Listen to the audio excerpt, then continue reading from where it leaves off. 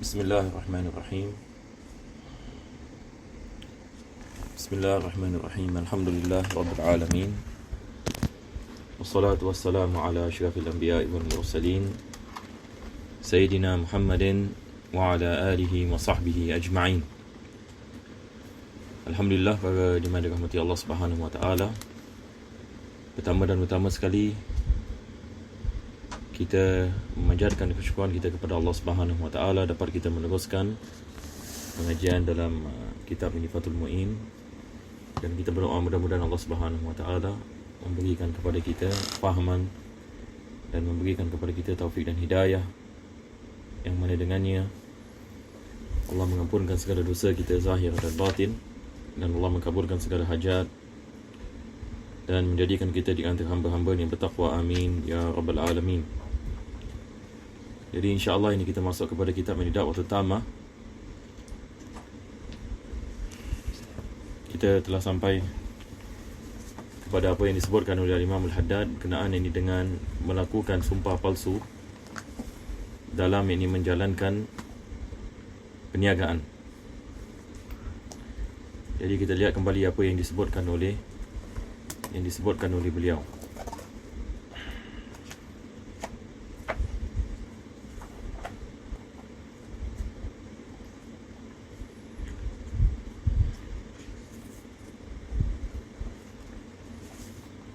Kita telah sampai ini di sini ya. Beliau ini mengatakan di antara dusta yang berat yang diharamkan ke atas para peniaga dan para pekerja ialah apabila salah seorang di antara mereka mengatakan, aku beli barang ini dengan sekian harga sekian dan aku pernah menjualnya dengan harga sekian.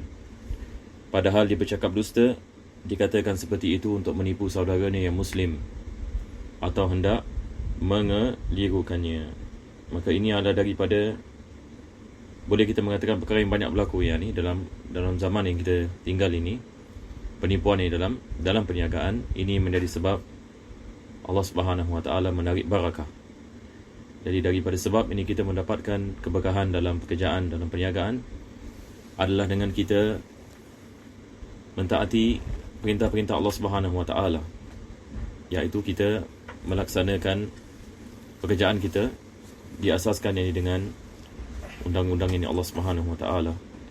Maka ini supaya kita mendapatkan keberkahan ini dalam pekerjaan, keberkahan dalam perniagaan. Maka dengan itu si penjual telah menganiayanya dan memakan hartanya dengan secara batil. Dan kita ada banyak ayat dalam Al-Quranul Karim, Allah Subhanahu wa taala melarang kita untuk memakan ini harta orang lain dengan cara yang batil. Kita ada banyak ayat ini, misalnya salah satu daripadanya kita ada ayat ini riba, yang mana Allah Subhanahu wa taala mengatakan fa'adhanu biharbin minallahi wa rasulih. Yani kalau sekiranya kamu memakan ini riba, maka isytihar ini peperangan ini bersama Allah Subhanahu wa taala disebabkan yakni memakan ini riba. Dan Allah Subhanahu wa taala juga ini melarang kita ini untuk memakan harta dengan ini batil. Ini juga disebutkan dalam Al-Quranul Karim. Para peniaga harus tiada menggunakan sumpah dengan nama Allah. Kita juga telah sampai di sini ya.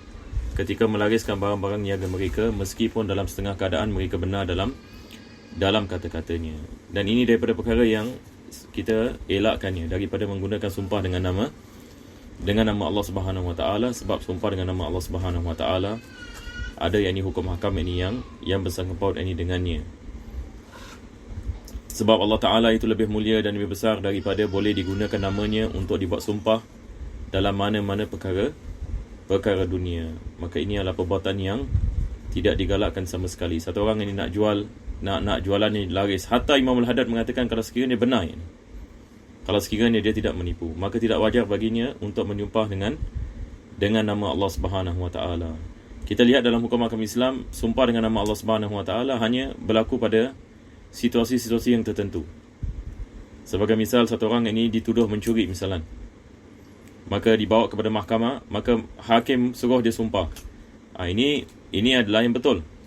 Yakni maksudnya dengan dia melakukan sumpah, maka dia dapat melepaskan dirinya daripada tuduhan. Jadi ada hukum hakam yang digunakan ini sebagai ini sumpahan, sebagai apa kita mengatakan perkara yang yang dilaksanakan apabila ada dakwaan. Itu adalah perkara yang berbeza. Tapi menggunakan sumpahan ini dalam semua perkara, ini adalah perkara yang tercela di dalam agama. Seperti mana yang beliau mengatakan nama Allah itu lebih mulia daripada boleh digunakan namanya untuk dibuat sumpah dalam mana-mana perkara yang ini dunia. Adapun bersumpah dengan nama Allah Ta'ala dan perkara-perkara yang tidak benar dan dusta, maka yang demikian itu termasuk dosa besar. Sebab kita ada hadis Nabi SAW seperti mana ini beliau mengatakan innallaha yubridul bayya'al halaf. Yani Allah Subhanahu wa taala tidak menyukai, yani bayya' ni jamak bai', yani orang ini yang menjual, yang banyak melakukan sumpah, ini halaf. Sikit-sikit ini dia wallahi, demi Allah aku begini, demi Allah begini, demi Allah aku beli ini, demi Allah aku jual, demi Allah. Jadi banyak ini dia menggunakan sumpahan yang ini hanya yang ini untuk melariskan ini perniagaannya. Wa innal ladzi yahlifu billahi fajiran liyurawwija bidzalika mata'ahu. Maka Nabi SAW mengatakan barang siapa yang menggunakan sumpahan untuk memperlakukan barangan jualannya, ahadus salasah, salah satu daripada tiga, alladzina la yukallimuhumullah yaumal qiyamah, yani Allah tidak akan berbicara padanya pada hari kiamat, wala yanzuru ilaihim, dan Allah tidak akan melihat mereka. Ini maksudnya Allah tidak akan merahmati mereka pada hari kiamat. Wala yuzakihim, dan Allah tidak akan membersihkan diri mereka, yakni daripada dosa-dosa yang mereka melakukan. Walahum azabun alim, dan mereka yakni akan dikenakan azab ini yang pedih. Mudah-mudahan Allah Subhanahu wa taala menyelamatkan kita daripada musibah ini. Dan hadis juga Nabi SAW mengatakan al-yaminu munfaqatun lisil'ati mumhaqatun lil barakah. Bersumpah dengan nama Allah itu akan melariskan barang jualan, tetapi akan menghilangkan keberkatan. Dalam riwayat yang lain akan menghilangkan barakah pengusahaan. Selepas itu ini dia mengatakan, Nabi SAW ini bersabda lagi, al-bayyi'ani bil khiyar. Ini semua subhanallah kita lihat banyak ini hadis-hadis Nabi SAW. Dan dalam Islam hukum mahkam ini yang serupa dengan jual beli. Ini semua adalah daripada jenis ini jual beli yang sah tetapi berdosa. Kita dalam bab ini jual beli, ada bahagian ini jual beli yang mana jual belinya sah tapi perbuatan berdosa. Seperti jual beli dengan menipu, ini misalan ada sebahagian jual beli tidak sah kalau sekiranya rukun jual beli tidak ada. Misalan salah satu daripada rukunnya tidak ada. Satu orang ini dia jual barangan yang pembeli pun tidak mengetahui apa yang dibeli, maka ini tidak sah. Kalau sekiranya dia tidak mengetahui apa yang dibeli, maka ini yang kita mengatakan jual beli yang tidak sah.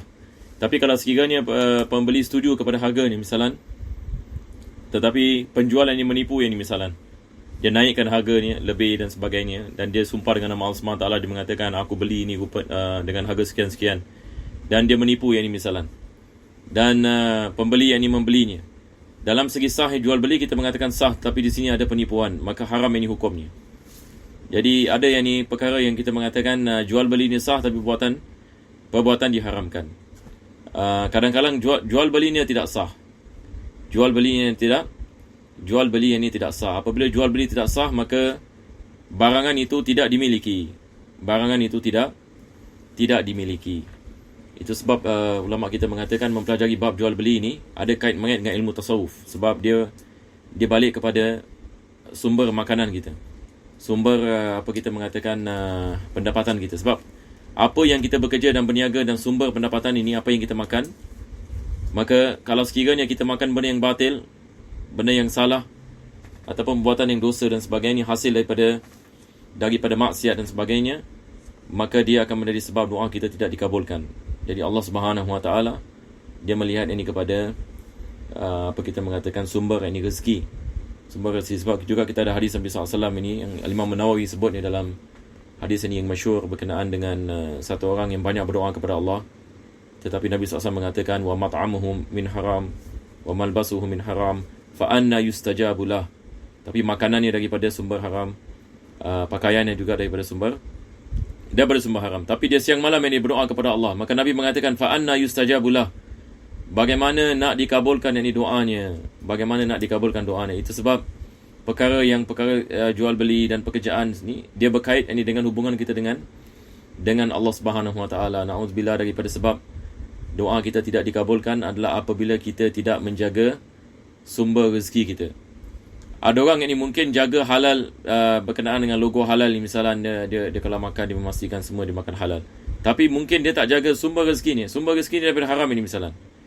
Walaupun dia makan yang ni semua yang ada chop halal, tetapi kalau sekiranya sumber rezeki ni daripada menipu orang ini misalnya. Sumber rezeki ni daripada jual arak misalnya. Sumber rezeki ni daripada judi yang ni misalnya. Ataupun sumber rezeki ni daripada riba dan sebagainya. Selepas itu yang ni dia jaga untuk makan yang ni benda yang halal ni, maksudnya dia memastikan yang ni dia makan ayam mesti dia sembelih dengan cara Islam dan sebagainya. Ini pun kita mengatakan sumber rezeki ni tidak halal pada hakikatnya. Sumber rezeki ni tidak halal. Walaupun dia jaga makan ni dalam segi yang ni memakan yang ni benda yang ni yang disembelih.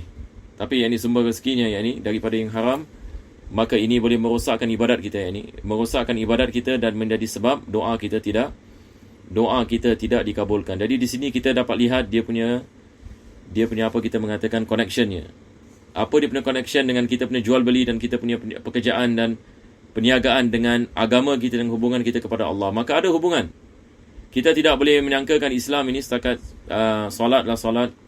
Setakat mana kita solat, kita puasa dan sebagainya, lepas tu kita boleh buat apa yang kita suka.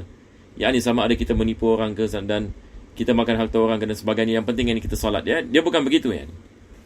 Yang Islam ini dia berkait kepada semua ini perbuatan kita. Dia berkait dengan pekerjaan kita, dia berkait dengan perniagaan kita, dia berkait dengan hubungan kita. Segala-gala apa yang kita buat, semua ini berkait dengan hubungan kita dengan Allah Subhanahu Wa Taala. Maka Islam mengajarkan kepada kita tiap-tiap aspek kehidupan. Bagaimana kita nak jaga ini tiap-tiap aspek kehidupan kita supaya kita tidak terjebak dalam musibah ini yang menjadi hijab di antara kita dengan Allah Subhanahu Wa Taala. Maka bagi seorang Muslim, kita harus ini memikirkan perkara ini dengan baik dan perlu ini kita muhasabah diri kita hari ini. Kita lihat sumber rezeki kita macam mana, bagaimana dengan pekerjaan kita, apa yang kita dah buat misalan, dan apa yang kita memberikan kepada anak-anak kita dan ahli keluarga kita daripada rezeki ini, supaya insya-Allah taala kita mendapatkan barakah daripada Allah Subhanahu Wa Taala dalam setiap ini urusan kita di dunia dan akhirat. Amin ya rabbal alamin. Jadi insya-Allah ini kita pergi kepada kitab ini satu